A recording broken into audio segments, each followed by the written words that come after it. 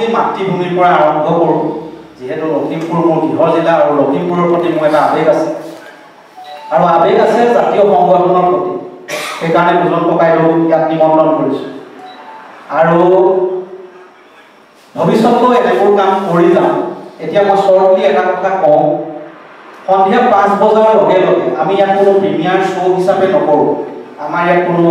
চিনেমাখন বা আমাৰ ৱেব ছিৰিজখন চাব নোৱাৰিব যিহেতু আমি ভিউজৰ ওপৰত কথা ক'ম ব্যৱসায়িক দৃষ্টি কিছুমান আছে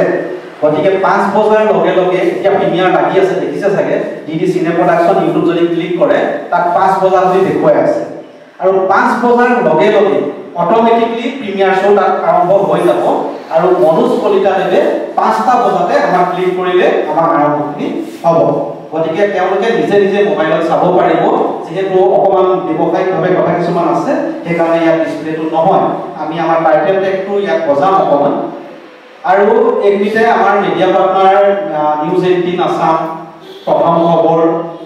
আৰু যিখিনি আমাৰ মিডিয়া পাৰ্টনাৰ আছে সকলোকে আমাৰ চেনেলত সকলো হৈছে সকলোকে ধন্যবাদ জ্ঞাপন কৰিছোঁ আৰু মোৰ অনুৰোধ আমাৰ জনপ্ৰিয় কৌতুক অভিনেতা আমাৰ মহিম খুৰা আহিছে মহিম খুৰাৰ লগত আমি কথা হ'ম আৰু আমাৰ ৰাজীৱ বৰাদা আহিছে গহপুৰৰ প্ৰাগ নিউজৰ তেওঁ এটা এক্টৰ হিচাপে ইয়াত দেখিবলৈ পাব নাও পইচা কোৱাডঙাৰ মোৰ ভণ্টি সুমনকো লৈছোঁ এক্টৰ হিচাপে দেখিব পাব আৰু ইয়াতো এটা কথা আছে আমাৰ অসমীয়া জাতিক যে প্ৰত্যেক কলিকতাই হওক বাংলাদেশীয়ে হওক কোনোবাই হওক বাৰে বাৰে এটা টুপি পিন্ধি আমাৰ জাতিটোক যে ঠগি তাৰ এটা প্ৰকৃত স্বৰূপ ইয়াত দেখিব পাব যিটো সংগঠনৰ প্ৰথম দৃষ্টিগোচৰ নহয়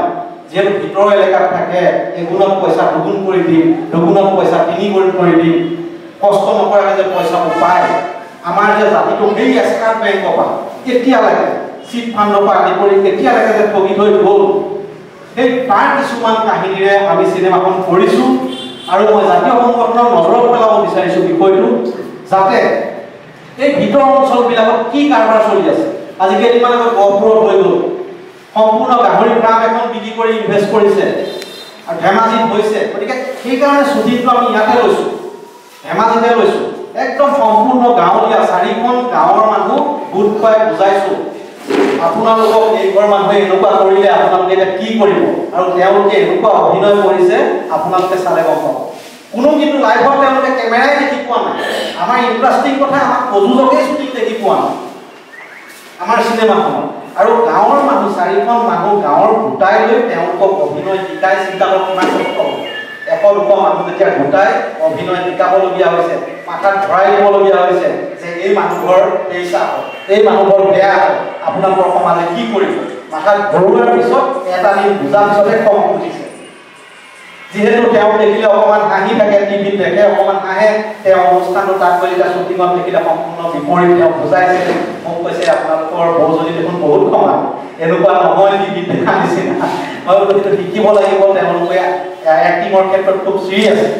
সেইটো এটা কথা গতিকে 5 বজাৰ পৰা যেতিয়া প্ৰিমিয়াৰ শ্ব' আৰম্ভ হ'ব গোটেই কথাখিনি আমি শ্বৰ্টলি ক'ম বেছি দীঘলীয়া কৰিলে আমনিদায়ক হ'ব আমাৰ মোহনে কোৱা নিচিনা আৰু আমাৰ ৰুবুল দত্ত শেহতীয়াকৈ মই এওঁ কওঁ এওঁ বহুত মানুহে চিনি নাপায় গুণগুণ কথা মৰমৰ বুলি এখন ৰেঙনিৰ খুব পপুলাৰ চিৰিয়েল চলি আছিলে তাৰ এছিষ্টেণ্ট ডাইৰেক্টৰ আৰু এটা নাম ক'লে আৰু আচৰিত পাব যতীন বৰাৰ শেহতীয়া ৰাঘৱৰ এছিষ্টেণ্ট ডাইৰেক্টৰ জুবিন গাৰ্গৰ গৰিমা বৰৰ লগত বহুতখিনি কাম আছে গতিকে কণমানি ল'ৰা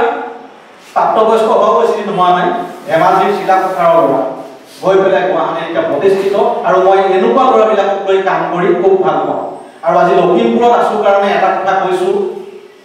পাব্লিচিটি নহ'লে ভাল কথাখিনি কৈছোঁ আমাৰ উজনি অসমৰ মানুহক কিন্তু ইমান চান্স দিয়া নহয় কথাটো অপ্ৰিয় সত্য কোনোবাই মানে নেমানে কাৰণ মই এখন জেগাৰ জোৱাই এখন জেগাৰ ল'ৰা কিন্তু গতিকে মই জানো গতিকে এই চিষ্টেমটো আমি সলনি কৰিব লাগিব যেনেকৈ আমি গানৰ মাধ্যমে আজি উজনিত গানৰ ষ্টুডিঅ' হ'ল এতিয়া আমাক কোনো গুৱাহাটী চক্ৰ বা কোনো বেলেগ চক্ৰই আমাক ৰখাব নোৱাৰে আজিকালি ইউটিউব চেনেল আছে প্ৰতিভা লাগিলে ওলাবই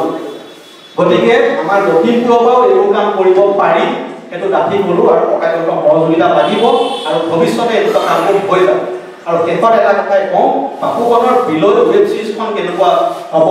এই ৱেব ছিৰিজখনৰ এটা খণ্ড লৈ 1 ঘণ্টা এঘণ্টা 50 মিনিট এনেকুৱা আৰু 6 মাহৰ মূৰত এটা খণ্ড আহিব আৰু 2030 চনলৈকে এই গতি অব্যাহত থাকিব মই বহুত কিটা অপচন কৈছো 2030 চনলৈকে অব্যাহত থাকিব আৰু তাত নাই বুলি ক'লেও আমি মিনিমাম 20 জন অভিনেতা অভিনেত্ৰী ইয়াৰ পৰা সৃষ্টি কৰি বাবা বৰুৱাই ইয়াত কথা দিছে আৰু ইয়াতে সুমন বৰুৱা তেওঁ বিভিন্ন ইয়াতে ৰাখৰ পৰা এক্টিং কৰে বিভিন্ন কৰে কিন্তু তেওঁ ভাল এটা অভিনয় কৰিছে এইখন সিৰিজত আৰু ধেমাজি শান্তিপুৰ বাকী ৰাইজ বিষ্ণুপুৰ বাকী ৰাইজ বিভিন্ন মানুহে অভিনয় কৰিছে আপোনালোকে চালে বুজিব গতিকে মোৰ বক্তব্য ইমানতে সামৰণি মাৰিছো বাকী কোনটোৱে চলাই যাব আৰু সকলোৰে সহযোগিতা কামনা কৰিম ধন্যবাদ